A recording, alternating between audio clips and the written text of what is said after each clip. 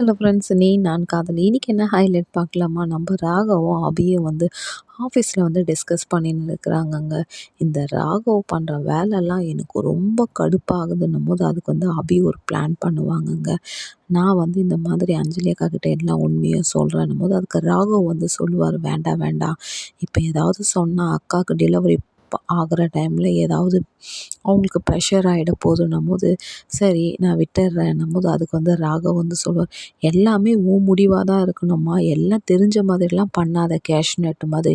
ஆமாம்மா, எனக்கு எல்லாம் தெரியும், நான் வேணா வறுத்து தரேன், நீங்கள் வேணா சாப்பிட்றீங்களான்னும் போது ஐயோ எல்லாத்துக்குமே வந்து முந்திரி கொட்டமே பேசாத அப்படின்னும் போது எல்லாத்துக்கும் அறிவாளி மாதிரியே நீ பேசுவ, நான் முட்டாள் மாதிரின்னும் போது 2 பேருக்கும் வந்து காதல் சண்டை வந்து சரியா நடக்குதுங்க. அதுக்கு அபி வந்து சொன்னோம், அப்பா உங்ககிட்டலாம் என்னாலலாம் எதையும் பேச முடியாது, நான் கிளம்புறேன்னும் போது ராகவ் வந்து சொல்லுவார், சரி வா போய் டீ சாப்பிடுப்போம், பஜ்ஜி.